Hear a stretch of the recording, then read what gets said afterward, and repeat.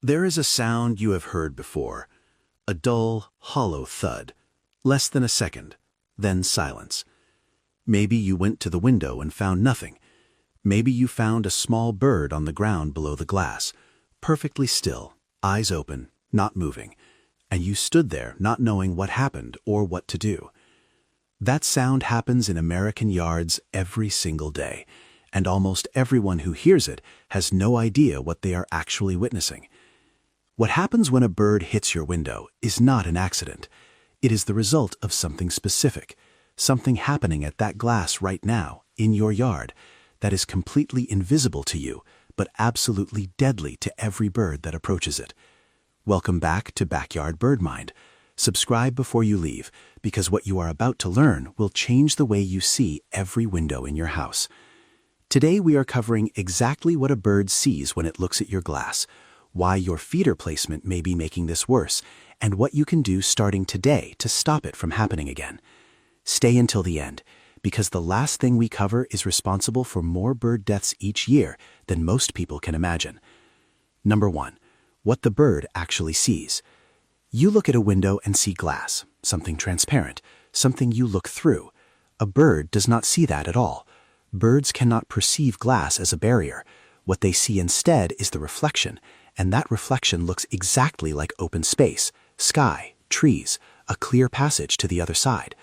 When your window reflects the oak tree in your yard or the blue sky above your roofline, a bird approaching from 40 feet away does not see a window. It sees a continuation of the habitat, a place to fly into. Researchers at the American Bird Conservancy have documented this extensively. The bird is not flying toward the glass. It is flying toward the world it sees inside the glass. It commits to that path at full speed. This is not stupidity.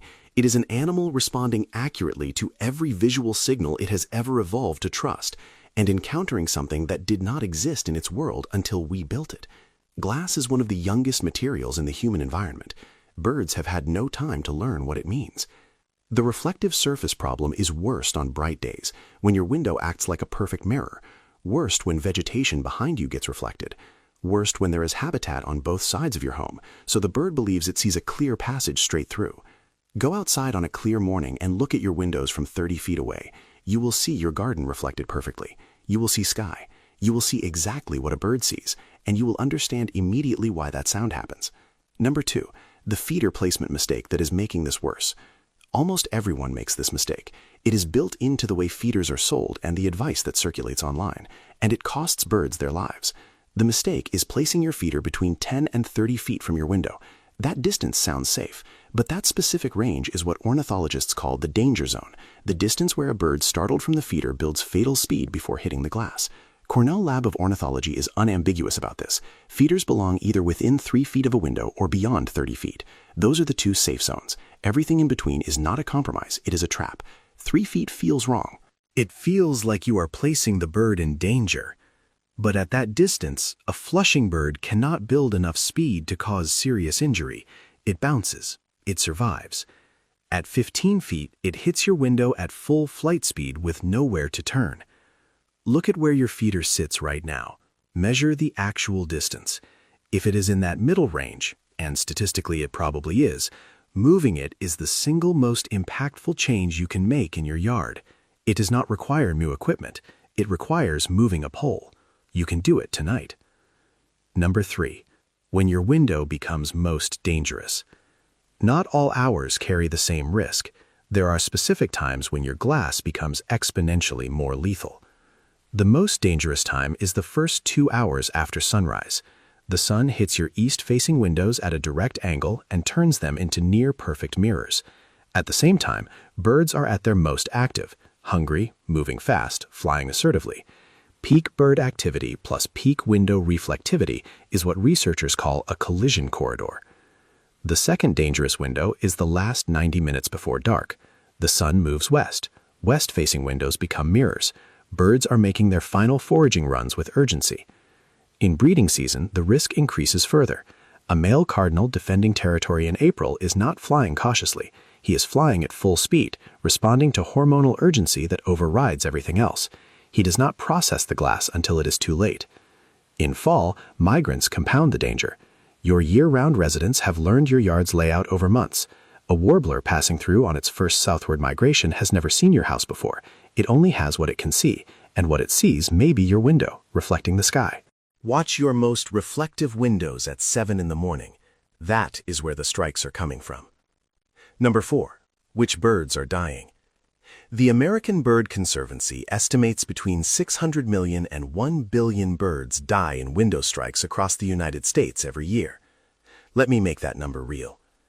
The birds dying in the greatest numbers are migratory songbirds, the wood thrush, the hermit thrush, the white-throated sparrow, the warblers that travel thousands of miles and make it as far as your neighborhood before the glass ends the journey.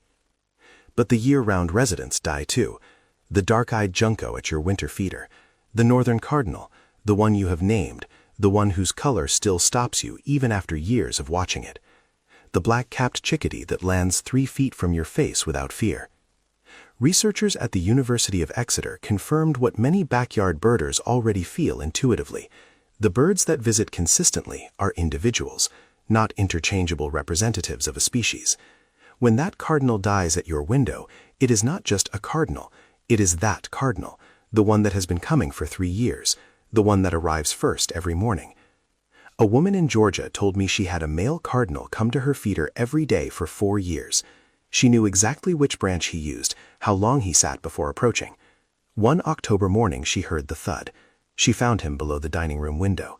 She said the yard felt different after, quieter in a way that had nothing to do with sound. That is what individual loss does. Number 5. What a stunned bird actually needs, and what almost everyone gets wrong. A bird hits your window, you go outside. It is sitting on the ground, eyes open, breathing, not flying. What do? Most people do the wrong thing. Pick it up, hold it, bring it inside. It feels like care. It can be fatal. Here is what is happening inside that bird. The impact caused a concussion. Its vestibular system is disrupted. It is an acute physiological stress. And stress for a bird is not a metaphor. Elevated cortisol during handling can cause cardiac arrest. The act of picking it up, however gently, can kill it faster than the original injury. What it needs is dark, quiet, containment, and time. Get a small cardboard box. Place the bird inside using a cloth, not bare hands. Close the box. Put it somewhere quiet, away from pets, away from sun. Do not open it to check. Do not offer food or water. Set a timer for 30 minutes. At 30 minutes, take the box outside and open the lid. The bird will either fly immediately, fully recovered, or it will need a wildlife rehabilitator. 90% of stunned birds recover with this protocol. The holding and the warmth feel like love, but they interrupt the one thing that actually saves the bird. And do not leave it on the ground while you watch from the window. A cat will reach it before you notice. Number 6. The sound that tells you a strike happened when you were not watching. Not every window strike sounds like a loud thud. There is a softer version, a muted knock, easy to dismiss as a branch or the house settling. But there is often a bird sitting stunned below your window right now, and you do not know it. Here is the secondary signal. After a strike, listen to the other birds in your yard. A window strike triggers what researchers call a predator alarm cascade. Other birds register the impact and respond as though a predator has attacked.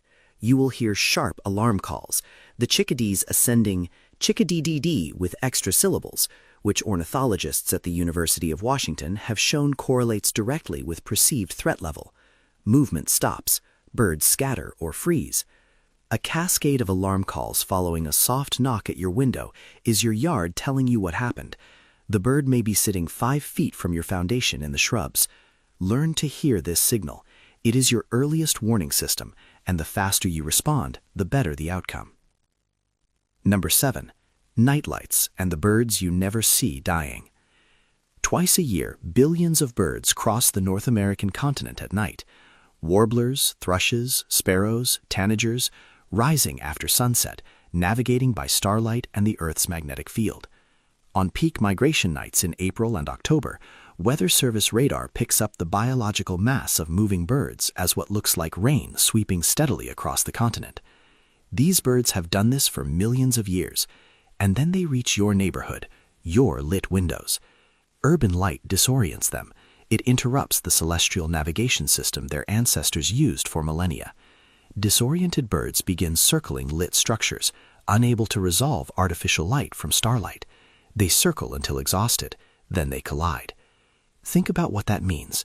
A yellow warbler that crossed the Gulf of Mexico 3 nights ago, that navigated hundreds of miles of darkness on fat reserves it spent weeks building, that made it across open water, across the Gulf Coast, across the interior, and it gets pulled into the light of your block and dies against glass it could not see.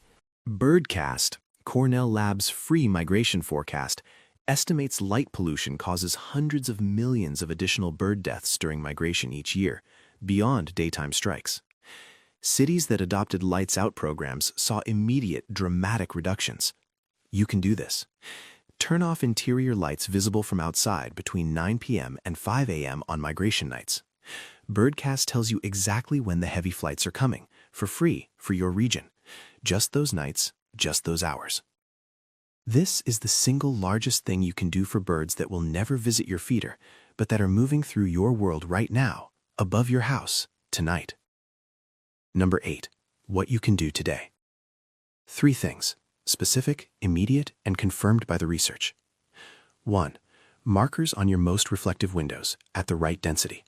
Markers need to be spaced no more than 2 inches apart horizontally and 4 inches vertically across the full surface. Wider gaps and birds fly through them. A single hawk silhouette does not work. It signals predator, not solid surface. Window alert or feather guard tape at correct density works. Tempera paint on the outside of the glass works. These reduce strikes by 50 to 90% when applied correctly. 2. Move your feeder this week. Measure the distance, under 3 feet or over 30. Use a tape measure. The distance matters more than almost any other variable. Info and turn your lights off on peak migration nights. It costs you nothing. Start with the feeder. It takes 5 minutes. Do it tonight, and the next bird that flushes from your feeder tomorrow morning will have a better chance than it had this morning. That is not a complicated gift, but it is a real one. The birds that visit your yard chose to be there. Against every other yard in your neighborhood, they came to yours. That is not a small thing. And what you do with that, how you tend the place they decided to trust, matters. Now you know about the glass, the feeder distance, the stunned bird in the box, the lights burning on migration nights. That knowledge changes what happens next in your yard, not in some abstract way, in the most practical, specific, immediate way possible. Tell me in the comments, have you heard that sound at your window? Did you find the bird? What happened? I read every one, and these are the stories I carry the longest. I'll see you in the next one.